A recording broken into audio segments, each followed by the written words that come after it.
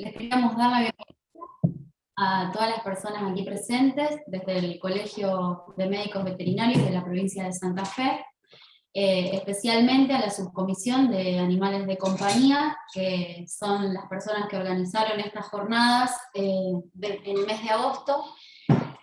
Agradecemos también a Insumos Médicos para Veterinarios, Elías Ali, así como también a la distribuidora Plus de Pablo Torregiani. Hoy vamos a empezar con esta jornada que va a estar a cargo del doctor Enrique Marín, médico veterinario, con dedicación exclusiva a cirugía de pequeños animales, así como también JTP, jefe de trabajos prácticos de la Cátedra de Anatomía de la Facultad de Ciencias Veterinarias de la Universidad Nacional de Rosario.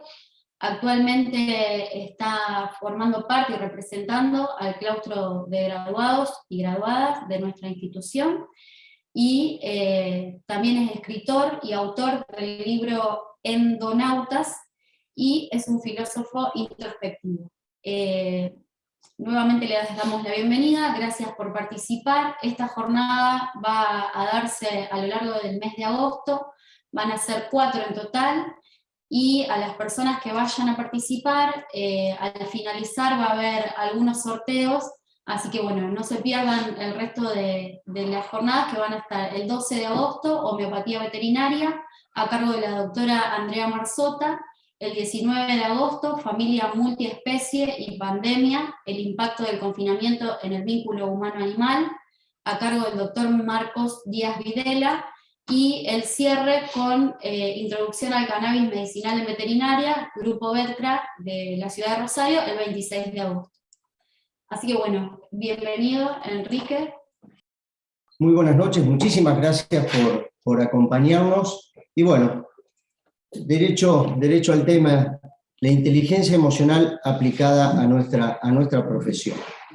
Lógicamente que todo lo que corresponde a la emoción no podemos hablar que es una ciencia exacta, pero es importante definir determinados ítems, o sea, ir de menos a más para entender a qué punto queremos llegar. Cuando hablamos de emociones, ¿de qué emociones o cómo definimos emoción? Que se puede encontrar en cualquier diccionario, que es un sentimiento, ya sea de tristeza o de alegría, producida por un hecho, o la alteración del ánimo. Y acá empieza una primera palabra clave, ánimo, quiere decir ánima, de ahí deriva ánima, alma. Un sentimiento es un estado del ánimo, ánimo, ánima, alma. O sea que la emoción está relacionada exclusivamente con la parte espiritual o álmica. ¿Qué pasa? No vamos a utilizar estas dos palabras porque realmente uno ya automáticamente va hacia lo místico o lo religioso. Vamos a utilizar la palabra conciencia. Igualmente, todo lo que vamos a hablar tiene un apoyo científico. Y les voy a dar los datos como para que ustedes mismos, si les interesa, lo puedan investigar. Entonces, partiendo que la emoción es una cuestión de una alteración de la conciencia, tenemos que recalcar algo básico y que es muy interesante.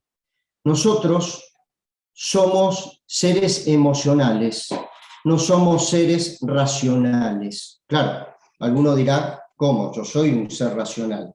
Y lo vamos a aclarar. La emoción es un hecho. Nosotros como seres emocionales, eso es un hecho.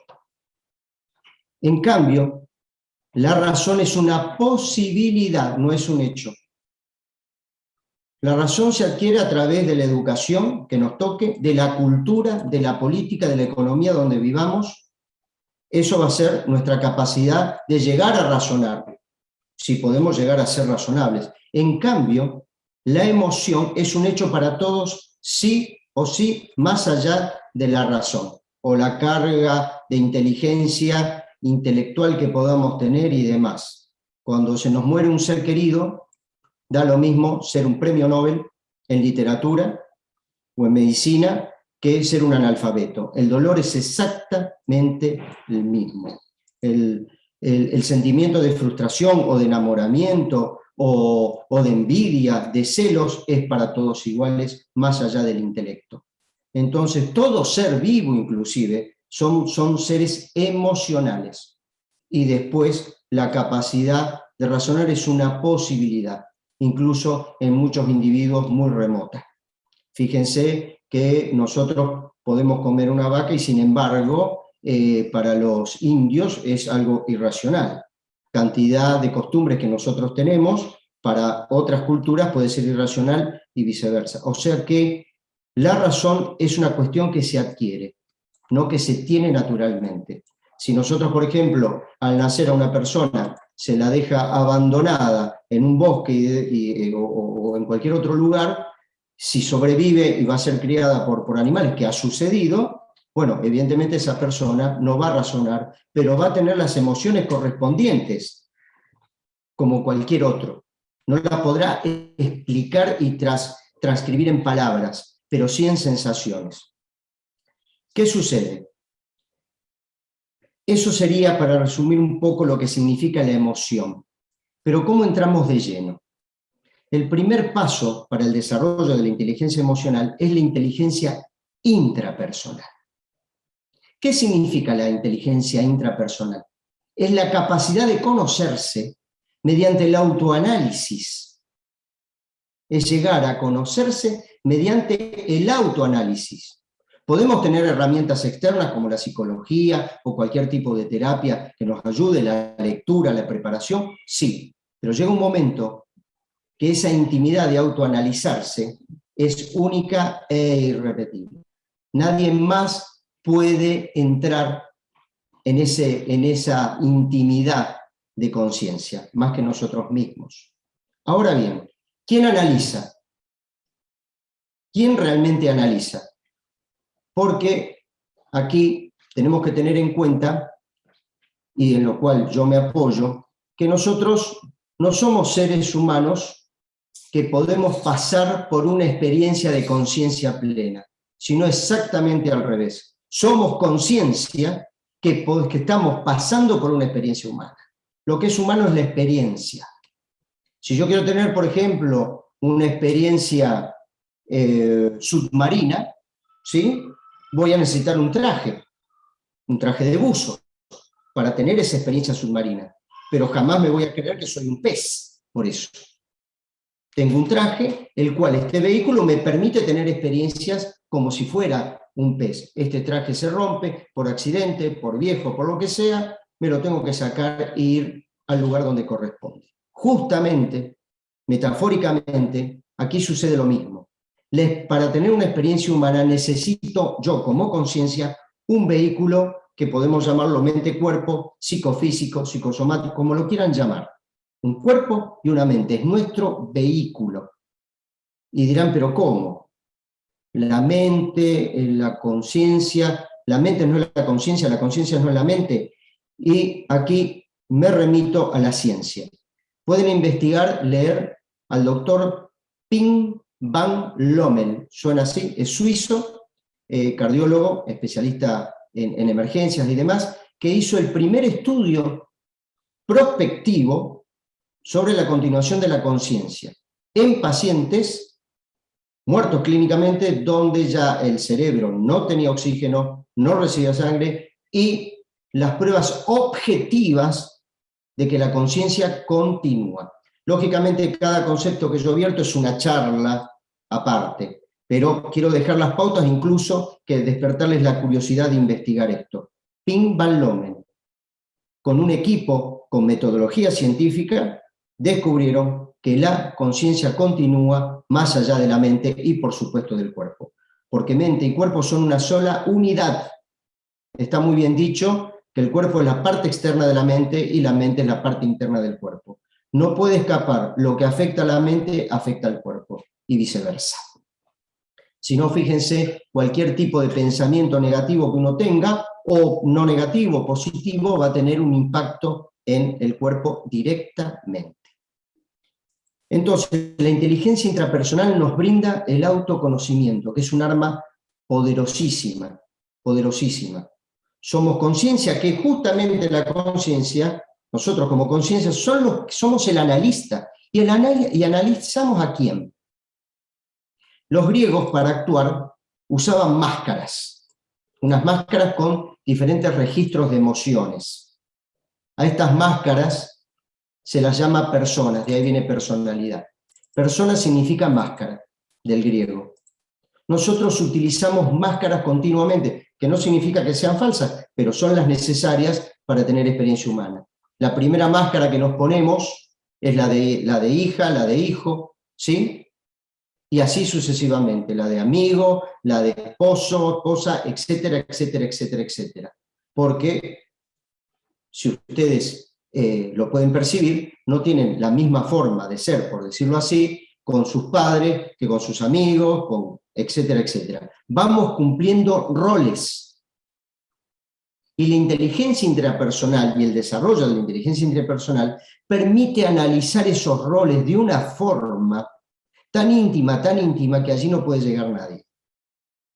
Y es un punto donde no podemos mirar para los costados, no podemos ya, tenemos que dejar de buscar culpables, culposos, chivos expiatorios, dejar de llevar una cruz encima, para realmente observar y contemplar cómo se comporta cada rol que yo estoy desarrollando en ese preciso instante. Y es un arma, les aseguro, tremendamente poderosa. Y ahí pasamos a lo que es la inteligencia emocional, porque si yo no me conozco, ¿cómo voy a desarrollar una inteligencia emocional? ¿Qué es inteligencia emocional? Inteligencia emocional es entender, comprender y utilizar luego positivamente mis emociones. Y de esta manera poder entender las emociones en los demás. Porque si yo no entiendo mis emociones, mucho menos voy a entender la de los demás. Voy a creer que las entiendo, pero no las voy a poder entender en intimidad. Porque lo que nos pasa adentro nos va a pasar afuera. Todo es una proyección. Lo que pasa adentro pasa afuera, y lo que no nos pasa adentro no va a pasar afuera. ¿Sí? Muy bien. Entonces, ¿qué sucede con esta inteligencia emocional? Repito, que es la capacidad de entender primero, comprender después y utilizar luego. Y les doy un ejemplo práctico. ¿Qué diferencia hay entre entender, comprender y utilizar positivamente? Supongan que yo quiero aprender a conducir un auto. Lo primero tengo que entender que este es el volante, que esta es la palanca de cambio, el freno, el acelerador, el embrague, las luces, etcétera, etcétera, etcétera, etcétera. Primero entiendo los componentes.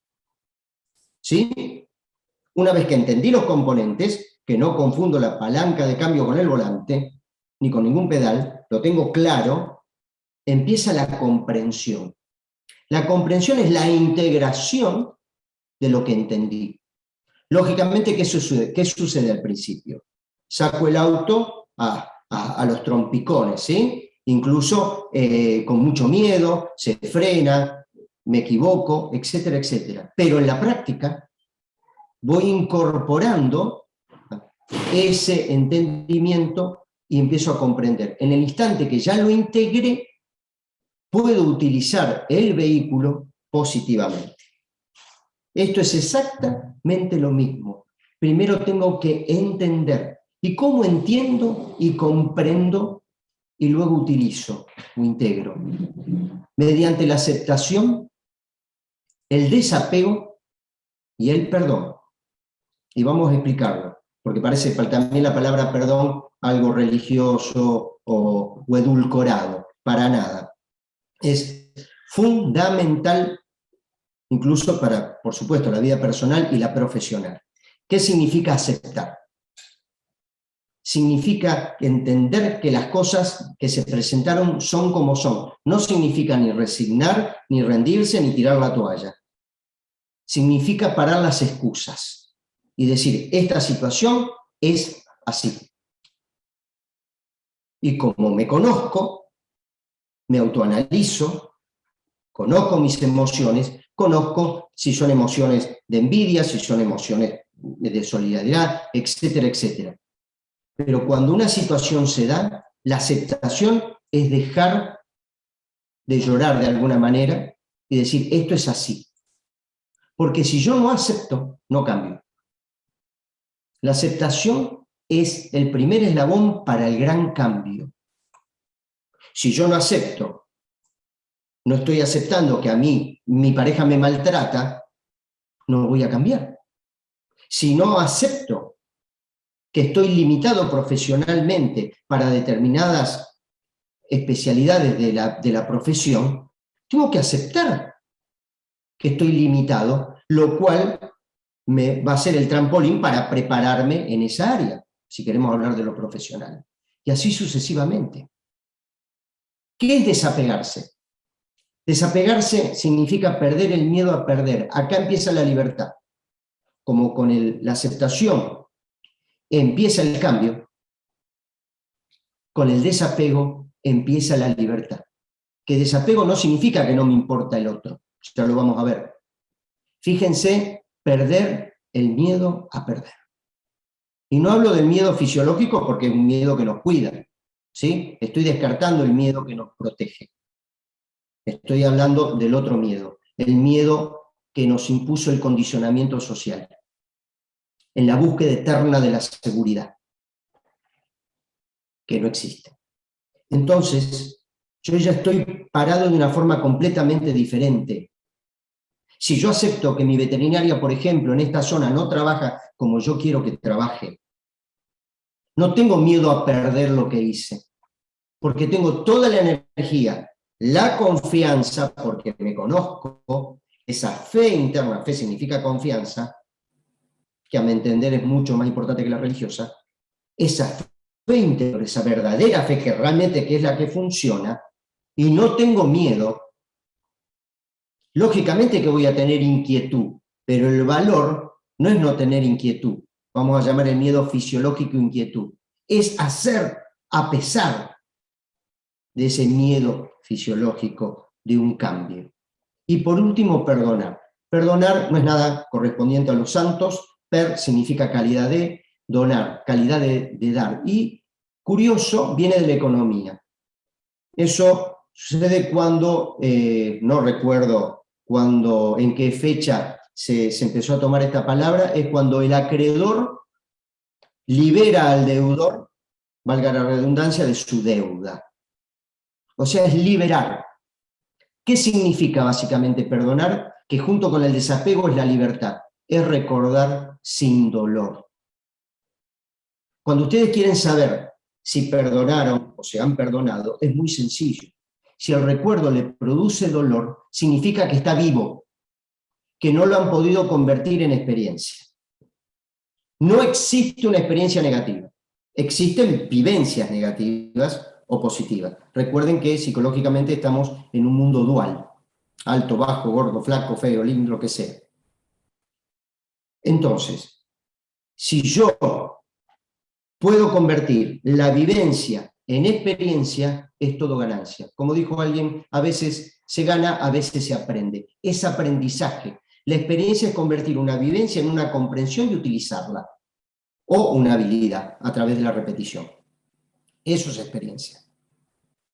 Y la inteligencia intrapersonal y la inteligencia emocional es la que están a cargo de poder lograrlo. ¿Por qué? Como somos seres emocionales, no racionales, la razón, si así la desarrollamos, es una herramienta. Es una herramienta, no es la que nos tiene que manejar la vida. No es el cerebro izquierdo. El cerebro izquierdo es una herramienta. Y el cerebro derecho, la conciencia, ¿sí?, que está reflejada allí, por lo menos en términos generales, es la capitana del barco. Un martillo no es ni bueno ni malo, es una herramienta. Pero si yo permito que una mente condicionada maneje ese martillo, lo puede convertir en un arma. O puede hacer un mueble maravilloso.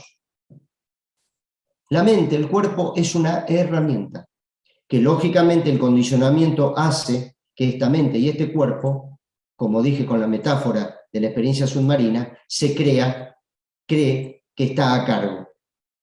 Y los que estamos a cargo somos nosotros, nosotras, la conciencia. Entonces allí empieza un cambio tremendo. porque ahí ya estoy aplicando la energía del autoconocimiento y la energía de la inteligencia emocional. ¿Para utilizar qué? ¿Y desarrollar qué? Esto es un encadenamiento que luego se interrelacionan íntimamente. La empatía. La empatía. Entonces, ¿qué es la empatía? La empatía sería saber ponerse, o la capacidad de ponerse en los zapatos del otro, en el lugar del otro, sentimentalmente, y solidarizarse. Sin que te afecte, agrego. Ahí está el secreto. Y vamos a un ejemplo, porque la empatía sería el justo medio entre un extremo la apatía y otro extremo la simpatía. Y esta simpatía a la que me refiero no significa que una persona es atractiva o seductora socialmente, no, esa simpatía no. En este caso, simpatía significa converger en el dolor. Converger en el dolor. Entonces tenemos dos extremos, apatía, simpatía, y el justo medio, la empatía.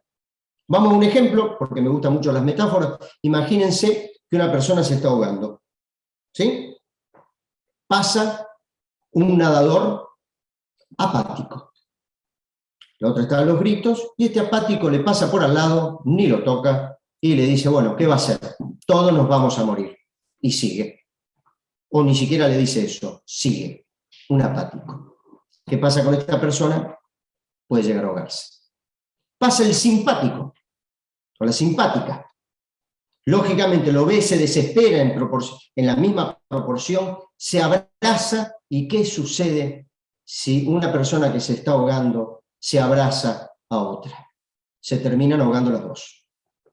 ¿Fue solidario? Indiscutiblemente. ¿Sintió, fue verdadero? ¿Compartió ese dolor? Sí, se ahogaron los dos. ¿Sirvió para algo? No, para nada, tal vez para una película, pero no para a lo que nosotros queremos llegar. Viene el empático. El empático, como un guardavidas, ¿qué va a hacer? Lo va a rescatar. Pero ¿qué sucede si la víctima quiere prenderse al guardavidas? El guardavidas le aplica un golpe, lo aturde y de esa manera lo puede rescatar. ¿Fue cariñoso? No.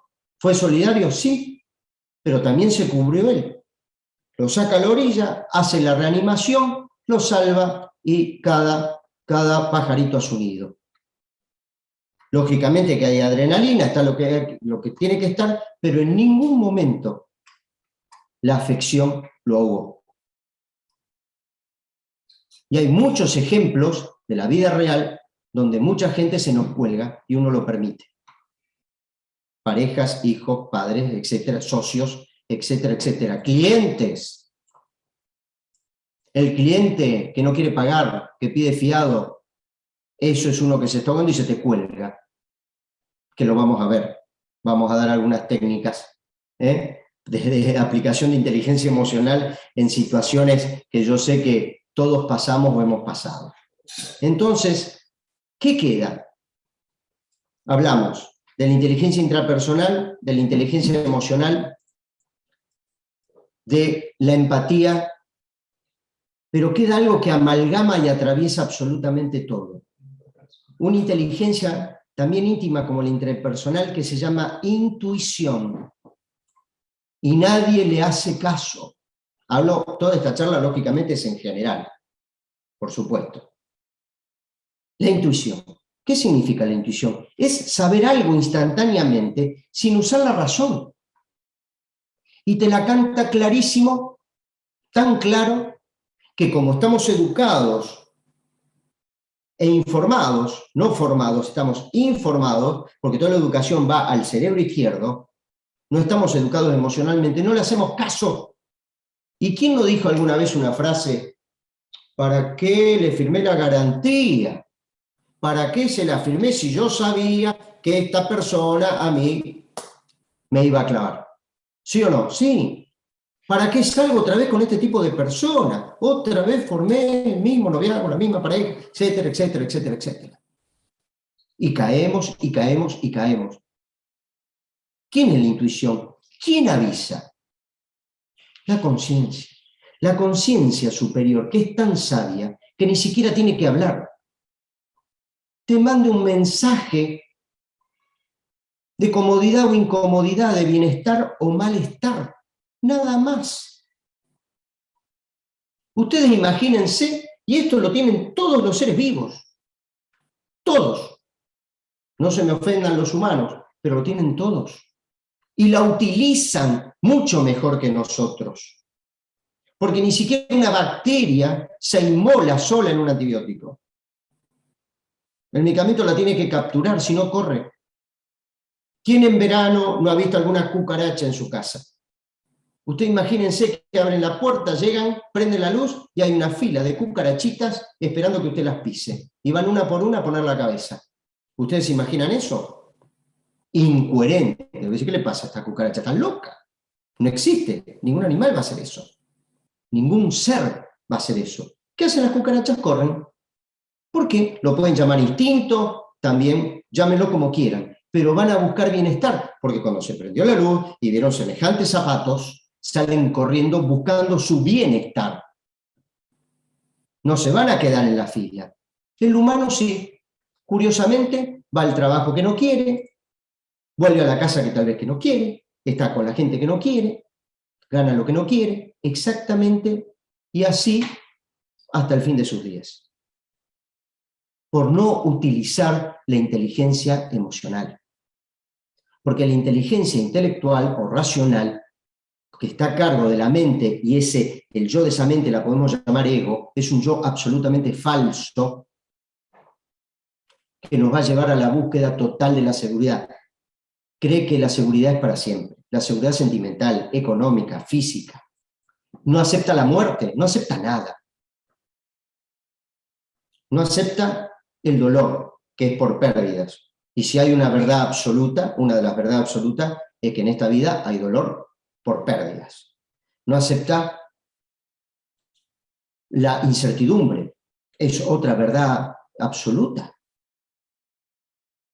Totalmente. Y no acepta la muerte, que es inevitable. Y acá dejo un concepto para que lo mediten, que cuando nos dicen está muriendo, no, estamos en este instante muriendo. Parece bravo, pero en el preciso momento que el espermatozoide entra en el óvulo, comienza la vida y la muerte. La negantropía, que es el orden, y la entropía, que es el desorden, porque uno le da pie al otro. Y la inteligencia intrapersonal y la inteligencia emocional te hace ver y aprovechar el día y no perder tiempo. Entonces, estas 4 energías, repito, la intrapersonal, la emocional, la empatía y la intuición, hay que ponerlas en acción, porque es lo que somos. Lo otro es una herramienta. Y ahora entramos de lleno porque mi interés es ahora un pantallazo de cómo se puede aplicar como ejemplos en la profesión e iniciar un debate, que es lo fundamental. ¿Qué pasa? ¿Qué sucede en el consultorio? Lógicamente yo hablo de consultorio porque me dedico a pequeños animales. ¿Sí? Hay una tríada, un orden. Este orden es el cliente, el paciente y la economía. ¿Sí? Cliente, porque es lo primero que entra y que veo, y el que lleva al paciente, luego veo el paciente y luego cobrar. En nuestra profesión generalmente es así, dado que es un trabajo generalmente solitario, donde se carece de administración, generalmente se carece de una administración, de un secretario, una secretaria que cobre previamente, cosa que en medicina cambia esta tríada, ¿sí? Sí, porque primero se cobra, después se ve al paciente-cliente, por decirlo así, porque es el mismo. En nuestro caso, el cobrar, y en términos generales, es lo último que sucede. Es lo último que sucede. Ahora, vamos al cliente. Acá de pleno, la gran protagonista es la inteligencia emocional. De pleno. Absolutamente. Para el paciente propiamente dicho, ahí entra la razón, el intelecto, ¿sí? Totalmente junto con la economía. Y tengan en cuenta que nuestra racionalidad y conocimiento son limitados. Están limitados a nuestra memoria. Podemos tener mucha memoria, ser eruditos, genios, lo que quieran, pero igualmente vamos a estar limitados a nuestra propia memoria. En cambio, lo emocional es ilimitado. No tiene origen ni fin. En cambio, lo otro depende de nuestro cerebro que tenga mayor o menor memoria para recordar. Entonces, la parte científica, sí señor, racional. La parte económica, también. Pero el cliente, que es la punta de lanza, ahí está el secreto. Lógicamente que todo esto tiene que estar acompañado de una preparación profesional, desde ya, porque si no esa punta de lanza, el asta que le sigue, se va a quebrar. Pero una lanza sin punta no sirve absolutamente para nada. Entonces, ¿cómo manejo este tema del cliente? Otra palabra clave, contener. Contener es dar confianza y tranquilizar. ¿Por qué tengo que contener? Porque hablando nuevamente en general, una persona que va al médico no va a contener, ya sea al veterinario o al médico de humano. Incluso en nuestra profesión, no sé si nos va más contento a la peluquería, porque están gastando en algo que le da placer, que le da alegría. Mucha gente gasta un montón de dinero en peluquería y cuando tiene que gastar en medicina, no le gusta tanto. Pide presupuestos. Pero sin embargo, de la otra manera, lo gasta encantado, en el collar que le haga juego con la cartera, si es perrita con voladitos, etcétera, etcétera, etcétera. Y la medicina muchas veces queda en segundo plano. ¿Por qué? Porque nadie quiere gastar ni en médicos ni en abogados, salvo que sea hipocondríaco o tenga otro tipo de interés con el o el profesional. Pero fuera de eso, ¿quién quiere gastar en medicina? Nadie. Nadie, y más en la situación que hoy reina. Entonces, la contención, que significa dar confianza y tranquilidad, es fundamental. Y acá aparece otra palabra clave, presencia.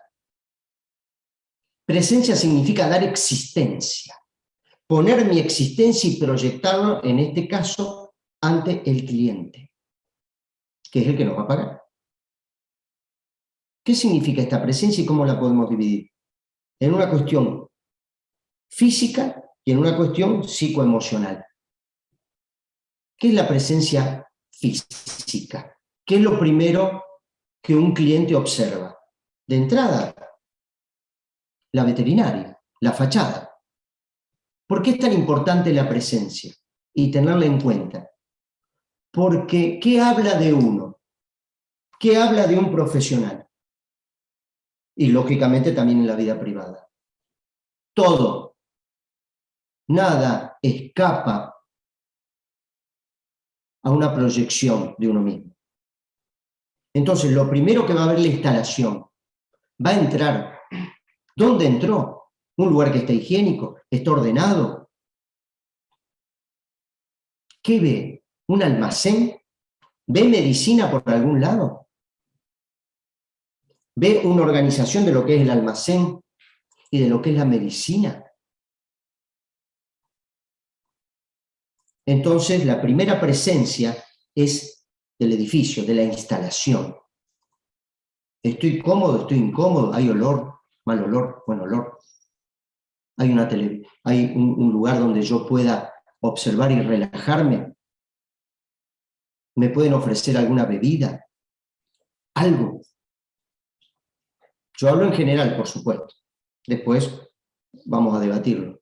Y luego aparece la otra presencia física, que es la profesional o el profesional. ¿Qué va a ver? La vestimenta. ¿Cómo me presento? ¿Qué va a ver? ¿Un gaucho? ¿Una gaucha? ¿Qué va a ver? ¿Va a haber un médico? ¿Va a haber un comerciante? No menosprecio absoluta ni al gaucho, ni a la gaucha, absolutamente a nadie. Yo estoy hablando de esa situación. Así como el mecánico necesita un overol, nosotros también necesitamos nuestro uniforme, que después, cuando termina el día laboral, uno puede hacer su vida y vestirse como se le dé la gana. Pero es fundamental que cuando el profesional o la profesional aparece, vean medicina, que el cliente vea al médico, a la médica, no algo indistinguible, que no saben si es el médico, la médica, si es el que está a cargo de la veterinaria de las ventas, si es el peluquero, la peluquera, no se distingue muchas veces. Y eso, y siempre hablando en general, no da la total confianza. Si ustedes ven un ejemplo, que alguna vez lo di en otra charla, cómo presentan y difunden la profesión médica, van a poner una médica o un médico con experiencia de mis años, canosos, con guardapolvo, no con ambo. Atiendan esto, con guardapolvo. ¿Por qué? Porque el guardapolvo emocionalmente al cliente lo lleva a ver a una maestra o un maestro. Emoción. Contiene. ¿Quién te contenía en la primaria? Y hoy por hoy las maestras tienen que hacer las funciones que muchas veces en el hogar no se realizan. Es la gran contenedora. En los países nórdicos que son desarrollados, lo primero que le dan bolilla es a la emoción. La información aparece en la adolescencia, pero toda la educación es emocional. Entonces, cuando se presenta una persona que a mí me brinda medicina, y atengo, siguiendo con el tema de la propaganda que hacen en medicina humana, atrás de esta persona, maestro, se encuentran personas jóvenes, de diferentes sexos, diferentes razas, con ambos, que está más relacionado con la juventud, con la energía y demás. Pero en la punta, y lo ponen tipo punta de lanza, ponen la experiencia. Por eso recomiendo, algunos se van a reír, que los que tengan canas o las que tengan canas usen guardapolvo. Es muy efectivo emocionalmente. Muy bien. ¿Cómo voy a contener? ¿Cómo voy a contener? ¿Cuáles son las herramientas básicas?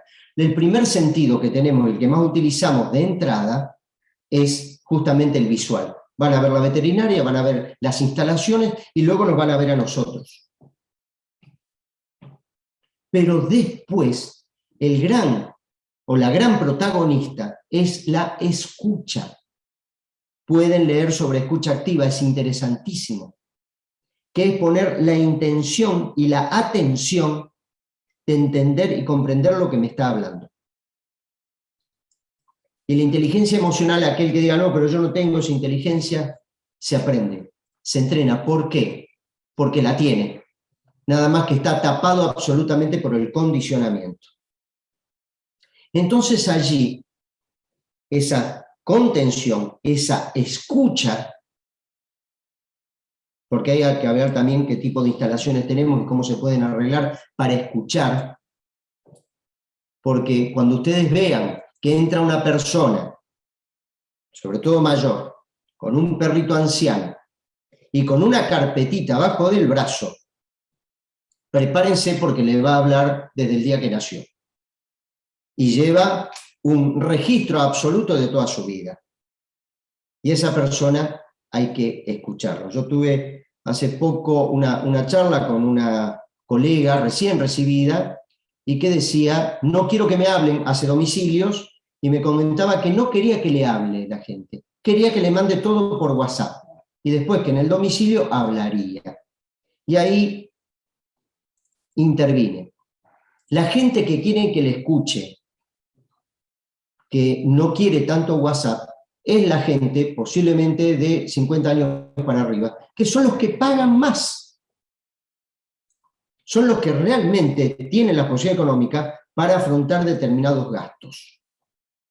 Los que están en general con los pulgares todo el día en la pantalla, no pagan. Esas personas son de la generación en la cual me incluyo, que queremos ser escuchados, que queremos un mensaje de voz o que nos hablen inmediatamente. Yo cuando recibo un mensaje de voz o escrito, hablo. Porque yo como cirujano, ya con 37 años, yo le puedo asegurar, y hoy me dedico exclusivamente a las derivaciones, ya no era, antes era un cirujano itinerante, me derivan más personas que cirugías. Muchos colegas que me derivan cirugías, sé fehacientemente que esa cirugía la puede hacer tranquilamente, igual o mejor que yo, ¿sí? Pero lo que me derivan son personas, o porque están cansados, por lo que sea, y bueno, es un tema que evidentemente me gusta desarrollarlo. Y es un desafío contener y dar tranquilidad a una persona que muchas veces va con los tapones de punta, que nos cuentan, fui de veterinario en veterinario, vengo gastando un montón de dinero, etcétera, etcétera, etcétera. La contención es fundamental, visual, auditiva. Y recuerden que el lenguaje corporal representa el 70% del diálogo, cuando yo me quiero comunicar después de la escucha. Yo no puedo estar escuchando a alguien así, apoyado contra el mostrador con el equipo de mate acá al lado, que es prácticamente fundamental en cualquier consultorio veterinario. Pero ese equipo de mate no tiene que estar en el escritorio, tiene que estar en un lugar privado. Muy bien, o si viene alguien, sacarlo. Porque si no, ya no está en un lugar médico, estoy hablando en general, no con personas con confianza que a lo mejor uno comparte un café. No estoy hablando de eso. Yo no puedo escuchar así, apoyado, o con la mano en los bolsillos, con un ambo, que la última vez que vi una plancha fue en el año 1985. ¿Me explico? Porque todo habla de uno. Hay técnicas para escuchar así, que da atención. Cuando yo me concentro en mi posición, automáticamente escucho, pero no dejo que se cuelguen. Cuando considero que ya establecí una comunicación, sé en qué momento ya puedo ir redondeando justamente la conversación. Y luego, lógicamente, entra la parte científica, donde trato de curar, o sea que es contener, curar, cobrar. Contener, curar, cobrar. Y en las entrevistas, que ahora me toca ser consejero titular, representante de los graduados, estamos haciendo entrevistas, y un común denominador en las charlas que tenemos es que muchos colegas tienen problemas para cobrar. Muchos colegas tienen problemas de fiar. Y acá quiero hacer una aclaración. Primero, que el 90% de lo que una persona piensa de otra se da, o tiene un concepto, se da en los primeros 90 segundos.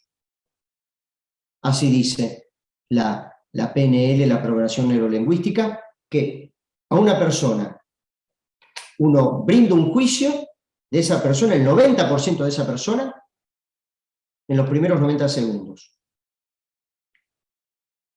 Y es muy difícil tener una segunda oportunidad para tener una muy buena primera impresión. Recuerden estas cosas. Entonces, una técnica, por ejemplo, que yo he usado, cuando me piden fiado, tengo que tener muy claro económicamente, por eso anticipo que vamos a organizar, estamos organizando unos cursos en el sentido de lo que es la emoción y la economía, que son temas que generalmente no se tratan en la facultad, pero lo vamos a hacer junto con la facultad y el colegio, que el 20% de nuestra clientela nos hace ganar el 80% de nuestra ganancia. Entonces es fundamental saber quién es ese 20%, porque ese sí le fío, a ese lo llamo para el cumpleaños. Lo dejo internado con la mascota que la acompañe, porque son, hablando mal y pronto, de fierro. Es mi gran clientela. El 20% me hace ganar el 80%.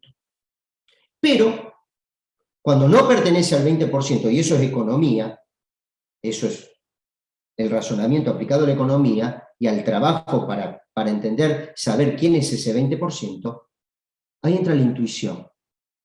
¿Quién no dijo mientras estaba revisando a un paciente, decir, este no me va a pagar, este no me va a pagar, lo operé, me pagó una parte y después, si te he visto, no me acuerdo? ¿Pasa? Pasa, como lo de la garantía, pasa. Entonces, ¿qué hago? ¿Cómo aplico la inteligencia emocional cuando no me quieren pagar? O no es que no me quieran pagar, sino que me dicen que me van a pagar más adelante. Digo, miren, me encantaría fiarle, es más, pongo las manos en el fuego que usted me va a pagar. El problema no es usted. Atiendan, ¿eh? El problema soy yo. Porque el que no puede pagar soy yo. Yo no puedo sacar hoy por hoy de mi bolsillo para pagarle al anestesista, para pagarle al laboratorio, para pagarle al cirujano, para pagarle al proveedor por lo que le voy a aplicar. El que no puede pagar soy yo, no es usted. Y me resulta imposible en este momento, por esa razón, no poder fiarle, no por otra. Si pertenece al 20%, es otra cosa. ¿Se entiende? Fíjense cómo yo soy el que carga. El que no puedo soy yo. No es decir, no puedo fiarme. ¿Por qué? Porque fiar es prestar plata. Porque si yo contraté a alguien para operar en mi veterinaria y esa persona a mí no me paga, yo le tengo que pagar igual al que me prestó el servicio, que fuese la ecografía, el electrocardiograma, lo que sea. Porque si no, se haría una cadena tremenda, que sería muy importante también tener, y esto se podría, lo estoy mirando acá, a Duilio, hablar de tener un fondo de información de clientes problemáticos, por ejemplo, sería muy interesante, sería bastante interesante. Pero fíjense cómo con la inteligencia emocional se puede ir moldeando. Muchos aplican, hacen el tratamiento y después no les pagan. La revisación, perfecto, esto no es una ciencia exacta, desde ya. Pero uno puede terminar de revisar y decir, bueno, diagnóstico presuntivo, tal cosa. El tratamiento sale esto. Lo autoriza, lo puede pagar, y no por esto, bueno, y ahí empezamos. Miren, lamentablemente, el que no puede pagar soy yo. No puedo sacar dinero de donde no tengo. Y listo, en cuanto pueda, desde ya estoy a sus órdenes. Y listo. Si no, lo anotan, tal vez pague media consulta, lo que pague, ya le digo, esto no es perfecto, pero por lo menos uno se libera. No está rumiando después todo el día o toda la semana, porque esto se le suma a otros, y llega un momento que sé de colegas que no pueden parar. Porque también hay algo como una mente colectiva que atrae, decir, che, acá voy gratis. Y atrae. Y muchos colegas creen que les pasa a ellos nada más, que solamente a su veterinaria van todas las locas, los locos. No, yo trabajé en Buenos Aires muchos años, estuve a cargo de un servicio de cirugía enorme y les puedo asegurar que en Capital Federal, cuando acá hay un loco, una loca, allá lo multiplicamos por 10.000, con todo el respeto, estoy hablando, ¿no es cierto?, con cariño, que esa gente que humaniza tanto al animal, lo sufre tanto, lo incorpora, que están en simpatía. Y el síndrome de simpatía en el animal, tanto en el perro como en el gato, como tantos otros animales, se ve materialmente cuando el animalito produce la misma patología que el tutor o la tutora. Cáncer, la tutora o el tutor, y la mascota repite. Porque son esponjas emocionales. Están tan conectadas a la emoción del dueño que te registra toda emoción. Y luego eso se somatiza. ¿Por qué? Porque la mente y el cuerpo son una sola unidad. Y les doy un ejemplo extremadamente básico que a mucha gente le ha pasado. ¿Qué pasa si yo tengo un pensamiento erótico, ¿qué le sucede al cuerpo? Yo nunca tuve, eso lo aclaro, me han contado.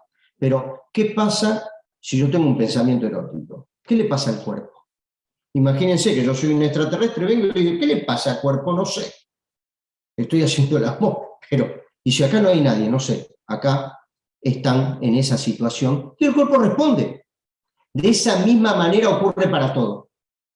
Si yo no aplico la inteligencia emocional, voy a afectar mi parte científica como profesional, voy a afectar mi economía y voy a afectar mi ánimo.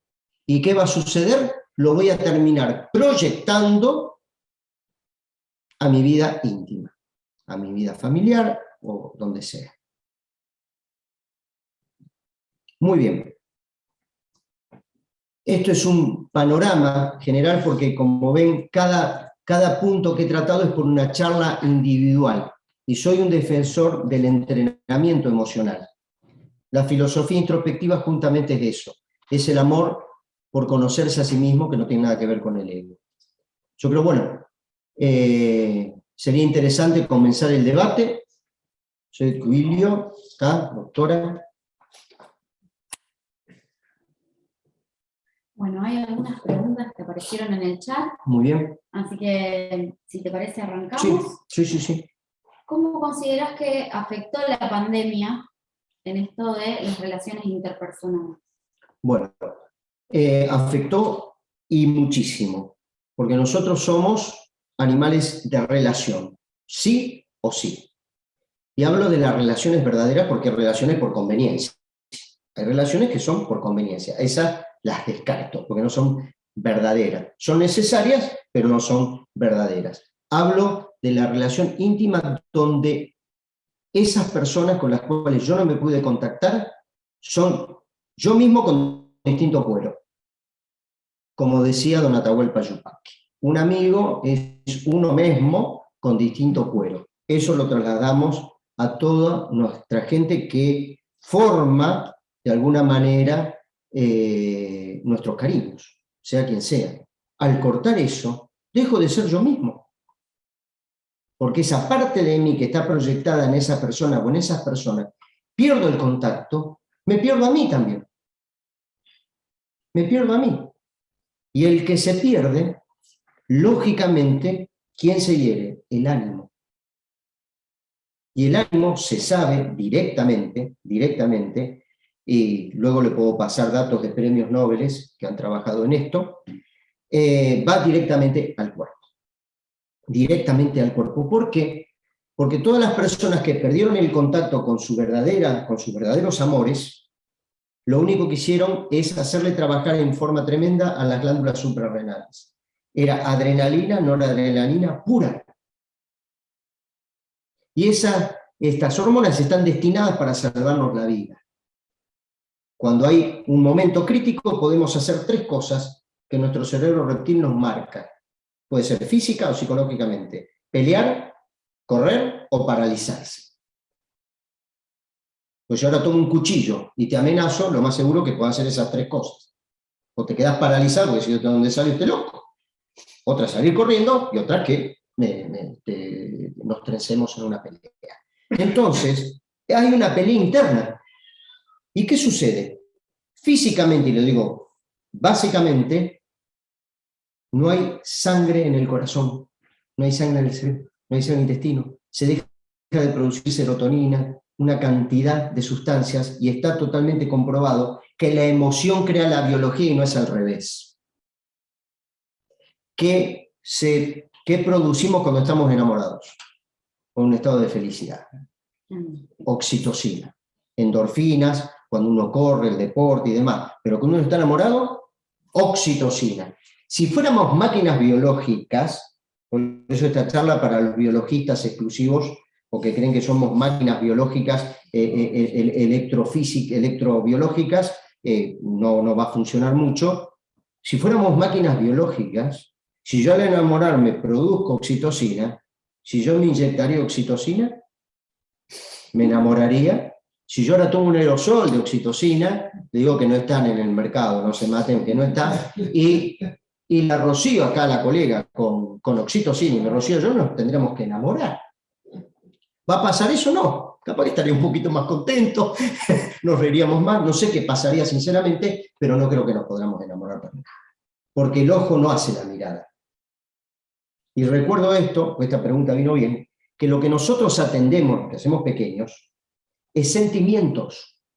No atendemos animales como órganos. Bueno, salvo yo que soy mecánico de órganos, pero es otra historia. Lo que atendemos, y esto téngalo bien en cuenta para contener, que las personas nos traen un sentimiento. No nos traen un hígado, un ojo. ¿Quién hace la sonrisa? ¿Por qué la sonrisa tuya es diferente a la mía? Si tenemos los mismos músculos, tal cual. El mismo origen, la misma inserción, exactamente igual. Pero tu sonrisa es diferente a la mía. ¿Quién hace la sonrisa? ¿Quién hace la mirada? La conciencia. O una gran invasora, lamentablemente la mente condicionada, que puede hacer cualquier cosa con el cuerpo. Entonces, ¿qué pasó con esto del encierro? A mi criterio fue tan mal manejado que lo que hicieron es atentar contra la salud emocional y luego cae la física, indefectiblemente. El aislamiento de los seres queridos, de nuestras creencias, enferman, deprimen. Porque uno es uno mismo con otro cuero. ¿Y cómo pensás, esta la agrego yo, que vamos a volver después de todo esto? Bueno, yo creo que aquí se trenza absolutamente todo, lo emocional, lo económico, porque nada escapa. Bien dijo alguien que cuando la miseria entra por la puerta, muchas veces el amor y la salud sale por la ventana. Y es una realidad que nadie escapa. No hay que menospreciar todo lo que está sucediendo. El hecho es que yo los puedo invitar a desarrollar, a descubrir, redescubrir y recordarse, porque yo de las charlas que doy no es para enseñar absolutamente nada, sino que ayudo a recordarse. La razón necesita un entrenamiento porque vamos a aprender cosas nuevas, pero sin embargo de uno mismo no hay nada para aprender porque ya somos. No hay que hacer ningún esfuerzo para hacer porque ya somos. Yo hice mucho esfuerzo para recibirme porque me costaba estudiar. Pero ¿cómo voy a hacer un esfuerzo para ser yo mismo si ya soy? Pasa que el sistema bendito, político, empresarial, militar y religioso, Dios mío, por mi culpa, por mi grandísima culpa, etcétera, etcétera, estamos totalmente tapados.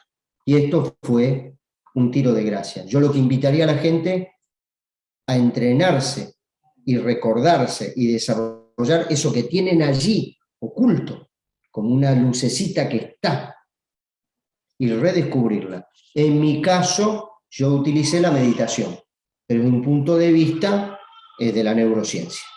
Bueno, justamente hay una pregunta que dice, ¿qué herramientas recomendarías? Meditación, porque te puedo hablar de mi propia práctica, que es la meditación, pero no la meditación que me siento en canastita, con un turbante, que está muy bueno, con saumerios, una corneta, está todo bárbaro, todo muy bueno, con los pies enroscados en el cuello, está todo bárbaro, cosa que yo no hago. Yo hablo, meditación significa medir básicamente. Fíjate, cuando uno tira una propuesta, ¿qué dice? Bueno, espera que lo medite, después te contesto, ¿sí? O sea, meditar es contemplar, es observar, y ahí actuar. Pasa que hay una forma de interpretarlo porque es científica, es objetiva, totalmente objetiva como funciona. Porque uno no puede escapar de eso. Uno puede escapar de un trabajo, puede escapar de una relación, pero de uno mismo no.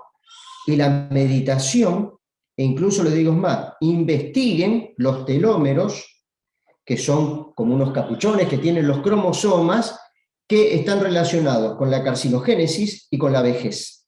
Se creía que indefectiblemente estos telómeros se achicaban con el tiempo, que se achican, realmente se achican.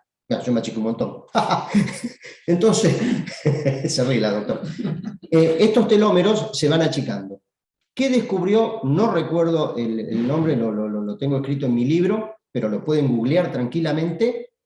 quién descubrió los telómeros, la telomerasa, etcétera, etcétera, y descubrieron que los telómeros pueden retardarse en ese achicamiento, con 3 cuestiones.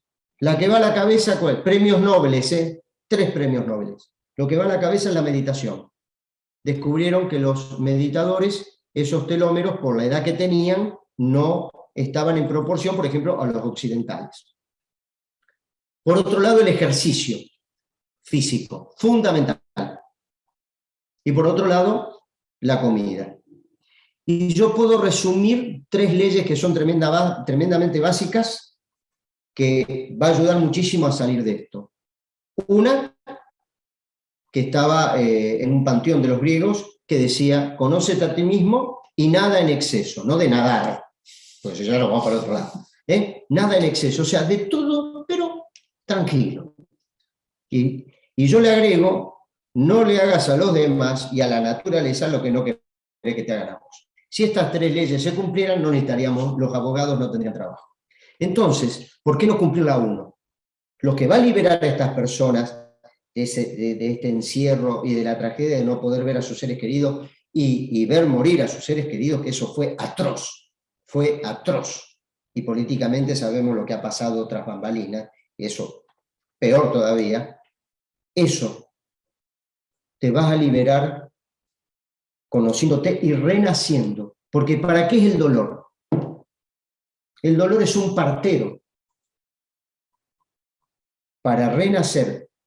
Lo que no hay que caer es en el sufrimiento. El dolor es inevitable, como dicen los budistas, el sufrimiento una opción. Amo esa frase. Y es una realidad. ¿Qué diferencia hay? El dolor es íntimo. La gente que está saliendo de la pandemia sigue, el dolor es íntimo y pertenece a la conciencia. Es álmico. El sufrimiento pertenece a la mente. ¿Qué diferencia hay? Imagínate que el dolor es un libro, pero la mente toma ese libro, un libro tiene origen, desarrollo y final, se terminó. En cambio el sufrimiento es la película que hace del libro la mente y no para jamás. Te mantiene vivo todo. Todo lo que perdiste en la pandemia te lo mantiene vivo. Y no para nunca, porque una película te la pone todos los días la misma película. En cambio, en un estado de conciencia, y hay una técnica que yo he aplicado para conmigo, he desarrollado lo que se llama Serviac, que es ser vital en acción, pero igualmente es una técnica que no me puedo poner a explicarla ahora porque sería larguísimo y perderíamos gran parte, ¿no es cierto?, de la charla, pero para diferenciar y cómo manejar el dolor verdadero del sufrimiento. ¿Se puede? Se puede, eso se los aseguro, se puede. Lógicamente, y lo aclaro en cada charla que doy, a veces hay trastornos psicológicos, trastornos psiquiátricos, neurológicos, que lógicamente con la meditación no alcanza. Desde ya, es una herramienta más. Pero la diferencia es que al ring alguna vez hay que subirse. Mucha gente quedó expuesta en el ring, y ahí ese ego, ese volumen que uno tiene adentro, esa sombra, te pega. Y vos querés que no te pegue, pero está. En cambio, si uno sube entrenado, no es lo mismo subir a un ring entrenado que desentrenado. Una persona entrenada con lo que sea, en este caso con un psicólogo o con un meditador y demás, tiene la posibilidad de subir ese ring íntimo y tener la última gran batalla y hacer las paces con uno mismo. Bueno. Acá hay una muy interesante con algo de lo que vos ya estuviste hablando, de cirujano a cirujano.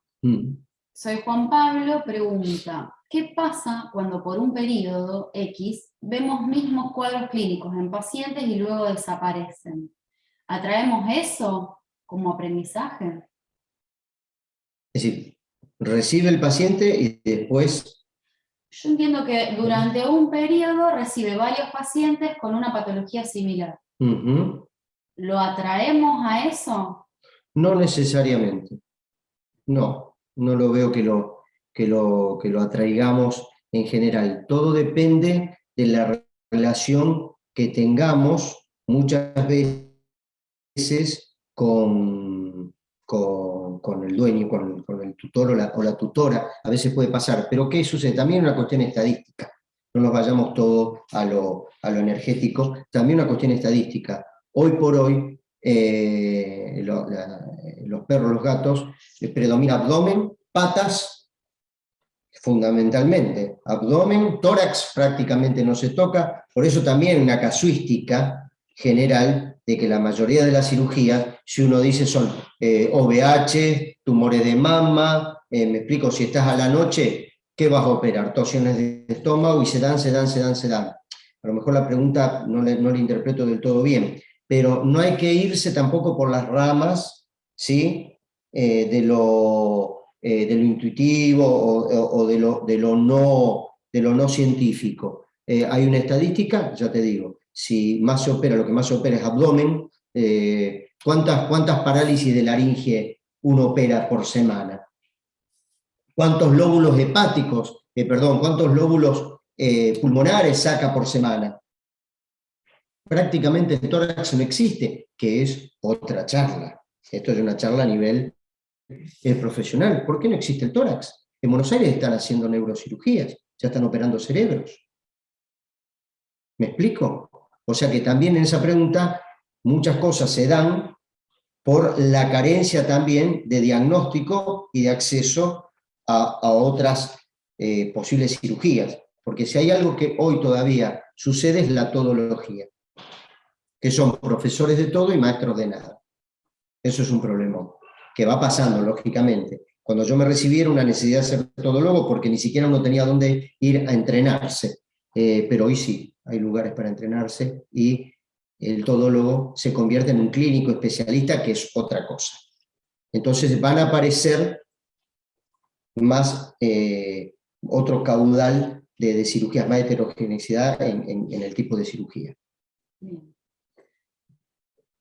¿Cómo prepararnos para enfrentar situaciones que no son tan deseables como a veces las eutanasias o cirugías de alto riesgo? Lo primero que hay que tener en cuenta, yo les doy un consejo, que sirve también para la vida. La verdad dicha destiempo sabe a mentira. Y aclaro que hay dos profesionales extremadamente peligrosos. El que se la cree y el que por plata se mete en cualquier cosa. ¿Por qué la verdad dicha a destiempo sabe a mentira? Porque a veces por obtener una cirugía ocultamos riesgos, ¿sí? Para no perder la cirugía. Se ocultan riesgos. Cuando esos riesgos aparecen, esas contraindicaciones, esas posibilidades, aparecen,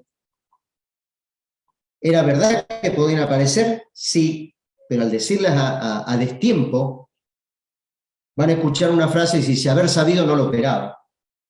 ¿Y por qué? Ahí falló el cirujano, pero no falló técnicamente, falló emocionalmente, por querer o no asustar muchas veces, para no meterle miedo, etcétera, etcétera, ocultamos verdades. No es que mentimos, ocultamos verdades. Y después si esa verdad aflora, resulta que la dije a destiempo. Cuando son cirugías complejas y delicadas, hay que ser absolutamente franco. Después podría hablar de lenguaje corporal, que es el 70%, y cómo plantarse cuando uno tiene que hablar de esto. Cómo se mira a esa persona. Realmente se habla mucho en estas situaciones, están parados con una mesa de por medio. Eso no contiene mucho. Lo ideal en personas, sobre todo mayores, donde esa mascota representa realmente un vínculo tremendo, que a lo mejor era la mascota de una persona que ya no está, etcétera, etcétera, lo mejor es sentarse. Es muy difícil que alguien se pelee sentado. Parado es otra cosa. Son pequeños detalles que, bueno, no me quiero prolongar, pero el hecho de que decir absolutamente la verdad de los pros y de los contras. ¿Cuántas veces esta cirugía? ¿Qué casuística tiene? E incluso si sé que alguien tiene más experiencia que yo y hay confianza, lo derivo. Y si puedo, voy a ver la cirugía. Me ha pasado de derivar a Buenos Aires, a Córdoba, y han vuelto conmigo, porque no les gustó la atención. Es decir, que a pesar de que el otro colega tenía más experiencia que yo, lo terminé operando yo por una cuestión emocional. Y aceptó los riesgos. Entonces uno opera tranquilo, bien, hablar absolutamente de todo, porque muchos colegas quieren cuidar el bolsillo, y eso lo tiene que decidir el tutor o la tutora, no uno. Entonces hay que ofrecerle lo mejor. Arrancás de lo básico, mire, con esto ya lo operamos. Ahora, si con esto tengo un 20% y un 80% de suerte necesito, ¿sí? Si incluimos un estudio de sangre, necesitamos menos suerte. Si hay un estudio cardiológico, tenemos menos suerte. Si incluye un anestesista, con un monitoreo completo, etcétera, etcétera, etcétera, no necesitamos la suerte. La suerte queda como una cereza en la torta. Tenemos el bizcochuelo. Que vean que uno tiene interés de brindarle todo a un equipo donde toda la, digamos, la cuestión humana está cubierta y no dependemos de la suerte. Entonces recuerden esas tres cuestiones que es fundamental. Cuando ustedes saben que se están metiendo por plata, no se metan. Deriven, ganen la mitad, llamen a quien sepa o vayan a acompañar esa cirugía. Acompañen a la gente quiere ser contenida. Y si uno es sincero, esa gente no lo pierde, va a empezar a formar parte del 20% de su clientela. Porque el fin es curar, la intención es curar. Lo que atendemos son personas, no animales. No atendemos animales, atendemos personas. Y la intención es de curar. Si no puedo curar, dar calidad de vida. Y si no puedo dar calidad de vida, evitar el sufrimiento. Y ahí hay que aclararlo. Que estamos haciendo una obra de piedad, no de ligereza. Si yo soy todólogo, no lo resuelvo, y como no quiero perder el cliente, perder el cliente y derivarlo y demás, lo sacrifico. Eso es una distanasia, no es eutanasia. Distanasia es el asesinato. Eutanasia es acelerar un proceso que se iba a dar. Y ortotanasia es dejarlo en un estado de no sufrimiento hasta que biológicamente muera. La muerte derecha, la muerte, bien, sin acelerarlo. La eutanasia es lo que hacemos normalmente, pero es un acto de piedad. Y tienen que estar totalmente de acuerdo.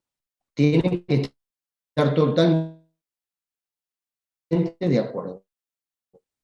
No insistirle que lo piensen, que tienen todo nuestro apoyo, etcétera, etcétera. ¿Qué es los tres fines que tenemos? Curar, evitar el sufrimiento o dar calidad de vida. Porque una diabetes no tiene cura, pero le podemos dar calidad de vida, etcétera, etcétera.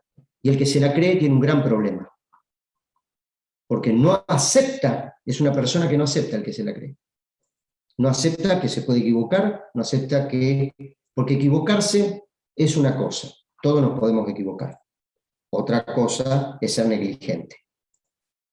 Si yo nunca hice esa cirugía y no me entrené, no puedo hacer.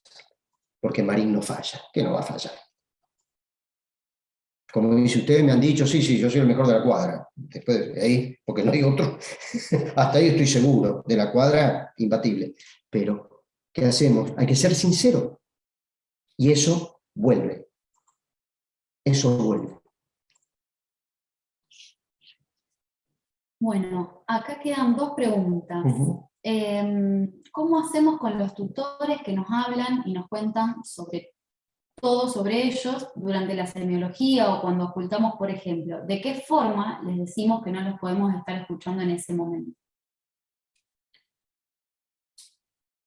Hay que dividir muy bien, porque hay que ser intuitivo que una persona todavía quiere ser escuchada. Y uno va directamente al hueso, va directamente al paciente. No. Eso quiere decir, si esa persona, estoy hablando, es que todavía le quedó un resto. Un resto. Entonces uno puede accionar, como diciendo, ahora lo vamos a revisar. Pero después yo quiero que me siga contando, porque necesito más información. Pero ahora necesitamos silencio para yo poder llegar a un diagnóstico. Y esa persona va a ser silencio. O también le podemos pedir que me ayude a revisarlo, convertirlo en un asistente al tutor, a la tutora. Convertirlo en un asistente. ¿Sí? Decirle, fíjese si mueve la cabeza, si mueve la oreja, vamos a estar atentos, vamos a hacer silencio porque necesitamos los dos ver los movimientos y escuchar. A ver, toco aquí, ¿qué pasa? Toco el flanco derecho. A ver, el hígado cómo anda, el flanco izquierdo, a ver, el estómago, etcétera, etcétera. Voy viendo la columna. Dígame si usted escucha algo, ve algún movimiento de los ojos, se va a quedar así, mirando, ahí, porque la convertiste en un auxiliar. Y toma protagonismo. Esa persona quiere ser protagonista, la que te interrumpe quiere ser protagonista, dale protagonismo.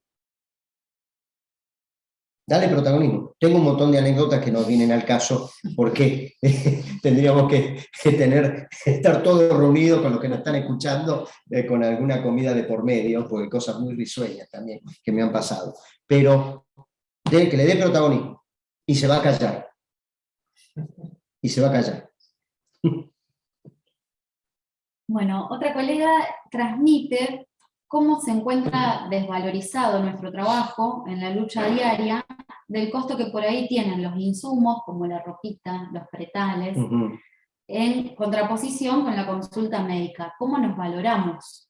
Bueno, si analizamos una veterinaria, en general, van a ver que el 70% está dedicado a la venta, y un 30% a la medicina, y generalmente la medicina está en el fondo.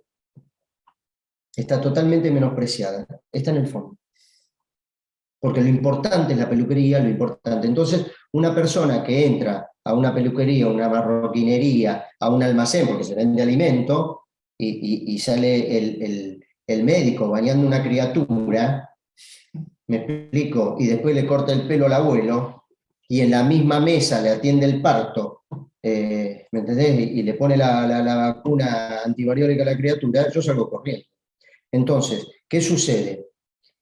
A nosotros la necesidad económica y el mercado nos invadió de tal manera que no está mal vender. Incluso cuántos médicos quisieran poder tener farmacias, almacenes y demás. Pero el tema es darle el lugar que corresponde a la medicina, que muchas veces no se los damos. Es un trabajo solitario, es un trabajo que los primeros que posiblemente no le dan la importancia son los propios veterinarios, que no le dan la importancia, que no atienden como corresponde, están en un desorden, etcétera, etcétera, y eso va quedando. Yo recuerdo un cuadrito, Duilio tal vez se acuerde, aunque es muchísimo más joven que yo, pero todos los han tenido en la veterinaria, que yo exigí que lo sacaran. No los arranqué yo de la pared, y vamos a este caso. Un cuadrito que era del Día del Veterinario, el 6 de agosto, donde había un veterinario de pelo rojizo, en un lugar selvático, sentado en el piso, con un maletín que era del año 1720, con una roña tenía. Los zapatos, y le recalco los zapatos, es la prenda más importante de la vestimenta. Los zapatos. Siempre se va a los zapatos. Es fundamental. Los zapatos hablan de uno mismo, entre paréntesis. Entre paréntesis. Entonces, ese dibujito que lo tenían todos en la sala de espera, veían un tipo con características incluso alcohólicas, con una roña, con un uniforme todo arrugado, con un mono en sus rodillas porque estaba apoyado la espalda en un arbolito, el tipo introduciendo un termómetro que el pobre monito no le estaba pasando bien, el resto en de animales heterogéneos ahí mirando, una cabrita, un monito, no sé dónde sería ese lugar porque era increíble, los animales no era compatible con el lugar. Claro, yo estoy en la sala de espera y me estoy fumando esa imagen. Y eso es subliminal. ¿Cómo son las propagandas en general en las revistas veterinarias? Sale un chico con un guardapolvo que le queda grande, con un estetoscopio. Eso no es serio. Y los otros ponen un tipo de guardapolvo, pintón, que no sería yo, y te hace una propaganda. Entonces yo quiero que me atienda este. Yo quiero que me atienda el de guardapolvo y corbata. Y con ese equipo, que hay un japonés, una japonesa, una tailandesa, hay de todo con ambos. pero yo creo que me atiende ese equipo. ¿Acá quién me atiende? Un nene con un estetoscopio. A mí me ha pasado en reuniones, después de un congreso, estar almorzando en una mesa de colegas, y a mí me han dicho, porque también hay que hacer una mea culpa aquí, no es una mente que nos castiga. Dice, no, pero mi mejor ayudante, mi hija. Yo lo veía, digo, no debe tener una hija estudiada, una hija veterinaria. ¿Qué edad tiene tu hija? 10 años, o 11, no me acuerdo. Claro, opera con la hija. Entonces, ¿cómo remontás eso? Cuando vos tomás ya la propia profesión con menosprecio. Yo he visto atender en ojotas. Y no te estoy diciendo que estás atendiendo, que estás en la playa y hay un accidente con un perrito y actuás. Yo he visto atender gente en bermuda y en ojotas. Entonces, esa queda impregnada. ¿Cómo no le van a preguntar si le debo algo? A mí me han dicho, yo atendía con guardapolvo y corbata. Y a mí me han preguntado, queriendo elogiarme, también me han insultado, ¿no? De todo. Porque también hay que reconocer que cuando uno en una charla hay que hablar de las perdidas también. Ahí se forma. Porque si no parece que está hablando con un superpoderoso. No, lo que hay que hablar para formar y comunicarse también de los errores y transmitirlos. Me han dicho, ¿sabe? Dice, parece un doctor. Me decían. Claro, yo sabía que era para elogiarme. Pero yo decía, claro, ¿cómo? Pues, dice, es que le digo, yo soy. Le digo, lo que pasa es que hay médicos que se dedican a la especie humana, hay otros médicos que se dedican a la especie bovina, canina, felina, equina, porcina, etcétera, etcétera. No lo había pensado así. Entonces preguntan, ¿cobran la consulta? No, le digo yo. Mi tercer apellido es Rockefeller. Vivo de arriba, esto lo hago porque me dan lástima los bichos. No, por favor. Me dijo, usted parece un doctor. Es tristísimo parecer, porque aparte parezco.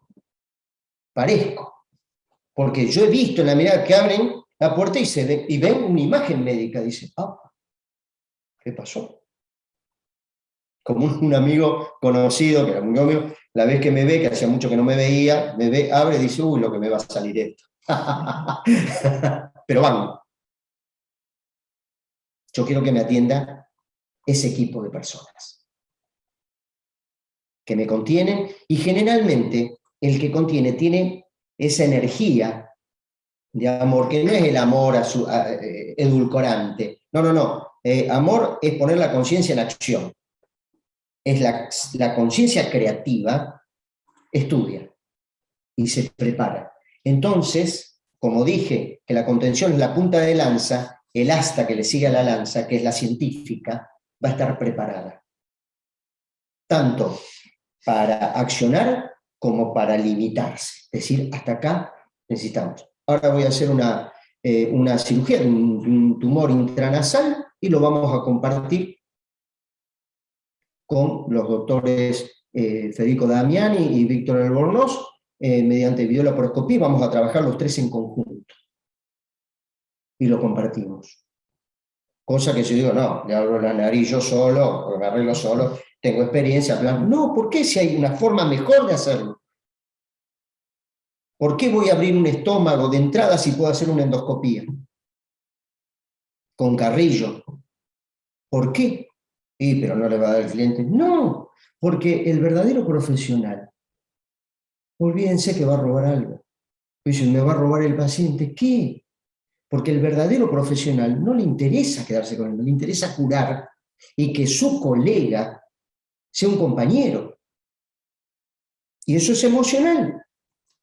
Y lo que yo les aconsejo, sí o sí, que es extremadamente económico, formen grupos de estudio. Pongan un día por lo menos a la semana y júntense para estudiar, porque esta es una profesión, y esta es una autocrítica también, mía, y no de la profesión, es inocente. Los que le embromamos somos nosotros, es que es una profesión que no se exige saber como otras. Si yo quiero, después de recibirme, no toco más un libro y puedo seguir ejerciendo. Yo si quiero ahora puedo ejercer vaca, pobre, los bovinos y el dueño del campo si yo me hago cargo. ¿Puedo hacerme cargo? Sí. ¿Y cómo? Que eso también es para tratarlo actualmente, porque estamos muy atrasados en ese sentido. ¿Quién rindió alguna vez para entrar a una veterinaria? Cuac, cuac. Nadie. ¿Y qué cargo te dan? Guardia. Porque el profesional veterano ya está podrido de estar haciendo guardia y hacer la guardia a vos. No saben canalizar, no saben un montón, que no es la culpa de ellos. ¿Me explico? Pero ya entras a trabajar. Por suerte en medicina eso no ocurre. Y así todo tiene sus grandes carencias, sus grandes errores. Entonces, también hay que hacer esa mea culpa. Y les tiro un dato que es triste, que, por ejemplo, en Inglaterra, los que van a la cabeza en índice de suicidio son los veterinarios. Carrera solitaria, que a veces no se refleja en lo económico, y un poco hablando de la soledad. El colega pierde el diálogo con otro colega. Y sale y dice, ay, qué contento, vendí 3 remeras de Newell, 2 de Central. ¿Me explico? Que está bárbaro, en la caja está bárbaro, porque viene bien, no seamos tampoco tontos. Pero ¿qué pasó con la otra parte? ¿Qué hice yo? Preparé el corazón, preparé el cerebro, preparé el físico. Lo compartí, mínimo, formen grupos de estudio, eso es barato y es bárbaro. Y no. Y lógicamente, por suerte, uno que ahora está participando del consejo directivo, y participo por ese motivo, están queriendo hacer un cambio grande, modernizar, poner la facultad en el mapa y establecer una retroalimentación con el colegio. Porque el veterinario, privado o no privado, la facultad y el colegio es una santa trinidad. No pueden estar separados de ninguna manera. Y acá se da un ejemplo. Hoy esto es un ejemplo. Con Duilio, que pertenece al colegio, con vos, que pertenece a la facultad, yo pertenezco a la facultad y a la parte privada, y también a la municipalidad. Y tiene que ser así. Tiene que ser así. Bueno, para ir cerrando, Sí. te dejo esta última pregunta que me parecía importante que sea contestada. Órgano externo de somatización, misma patología, dueño y animal. Sí, síndrome de simpatía se llama. Eso, el concepto. Exactamente. Al captar, el animal capta totalmente, porque ellos, por suerte, no tienen necesidad de dedicarse a razonar tanto como nosotros intelectualmente. Pero ellos, al mirarte, al olerte, al tocarte, al sentir tu vibración, porque todo vibra, todo vibra. El corazón produce un electromagnetismo que, hasta donde pudieron medir los transductores, llega de 1,20 m a 5 metros.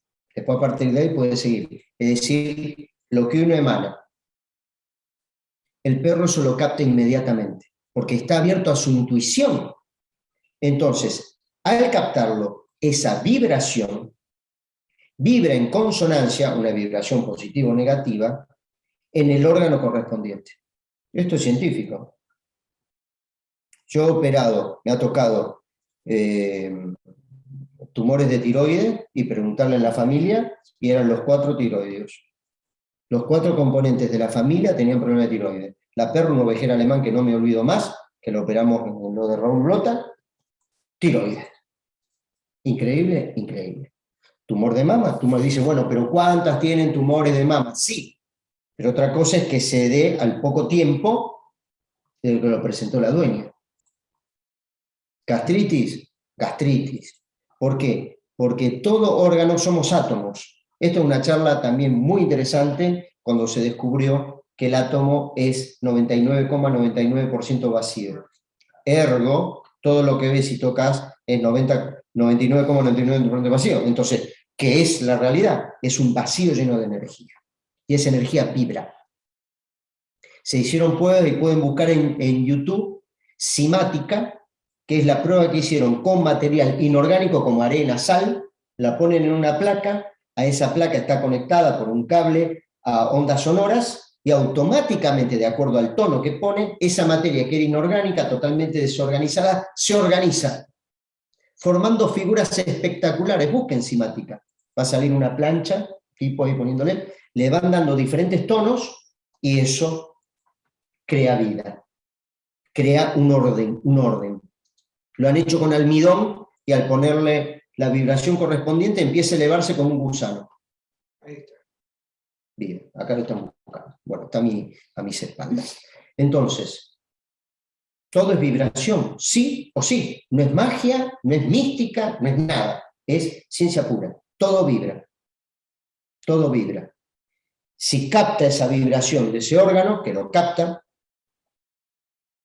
va a ir a parar a la vibración del órgano correspondiente.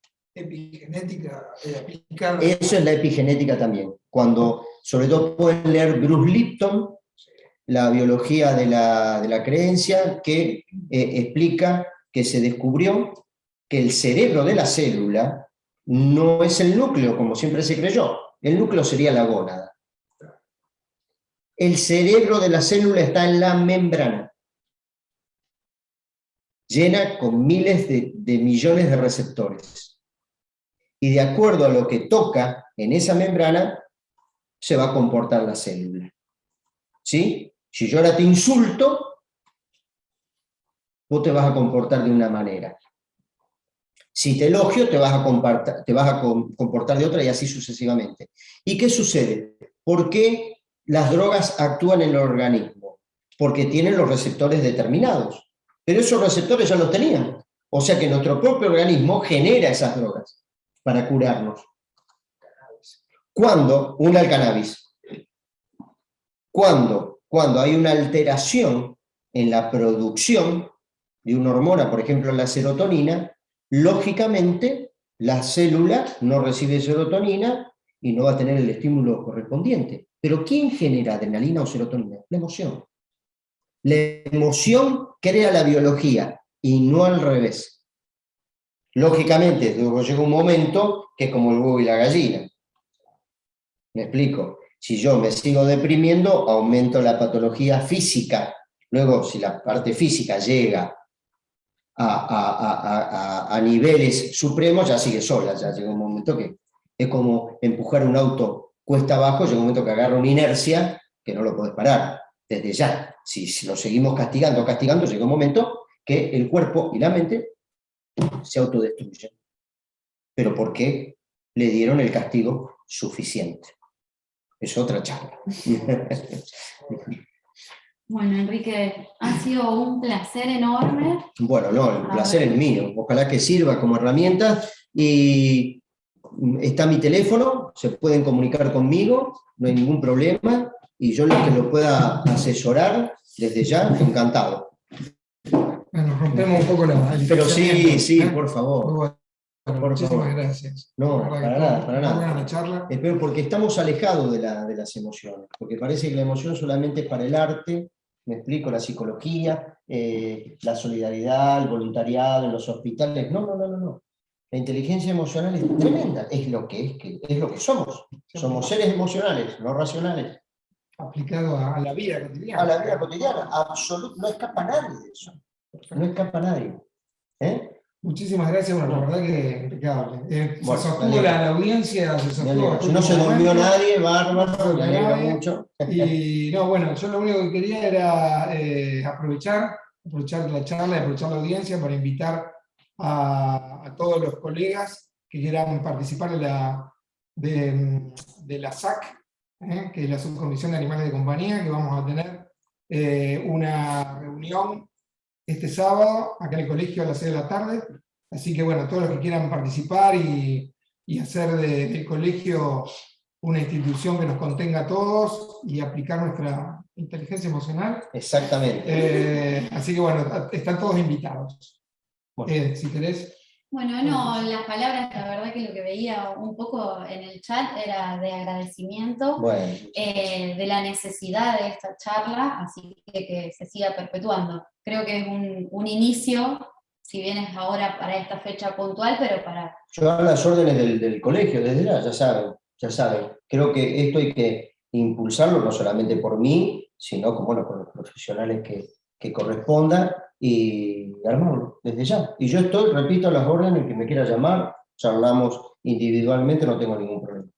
Perfecto. Bueno, No sé si querés dejar algún contacto, si no, lo escribimos ahí. Sí, dejen mi teléfono directamente. No tengo, tenía redes, ya no tengo. Lo mío a la antigua, me tienen que llamar, ¿ven? Muy bien.